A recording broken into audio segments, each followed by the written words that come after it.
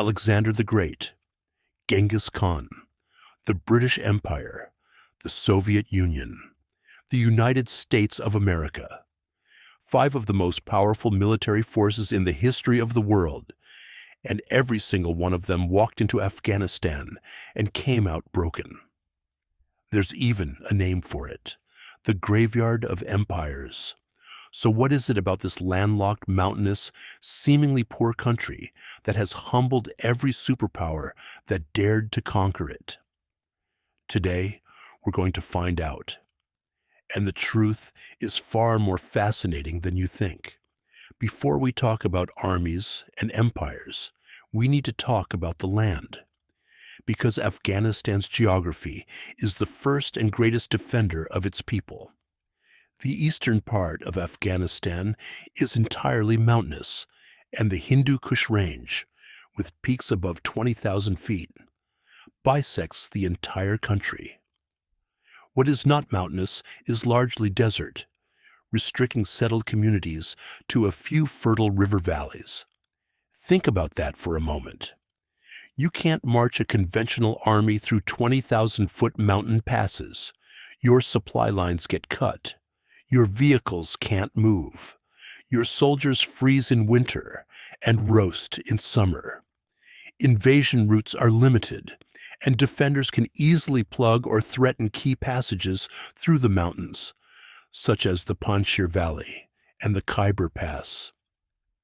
Logistically, the terrain makes it difficult to move people and equipment. And here's the cruel twist for any invader. Invaders nearly always find easy entry to the country. But the core strength of Afghanistan exists in the hills, not in the few easily accessible cities. You march in easily, getting out.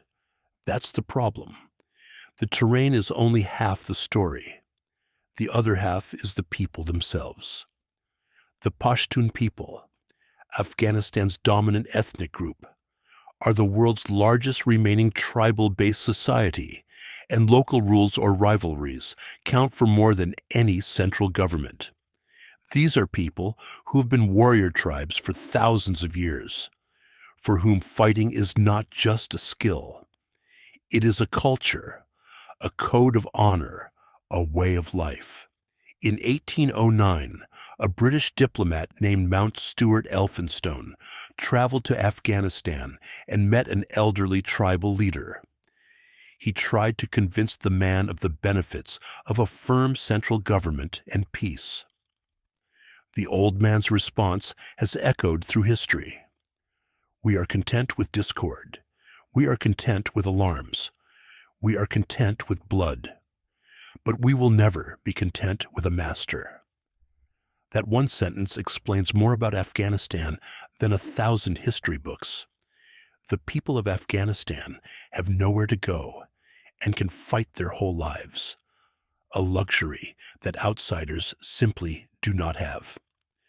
Let's go back 2,300 years. Alexander the Great had already conquered Persia, Egypt, and most of the known world. He was undefeated, invincible. Then he entered Afghanistan. Alexander's army didn't meet much resistance initially, and the land was easily occupied. But the remoteness was a serious problem. The further he pushed, the more his supply lines stretched. Afghan warriors didn't fight him in open battle where his superior army could crush them. They melted into the mountains, launched raids, and simply refused to surrender. Alexander spent 3 years in Afghanistan, longer than anywhere else in his entire campaign. He founded over 70 cities trying to leave his mark, married a local Bactrian princess named Roxana to secure alliances, and still couldn't fully pacify the region.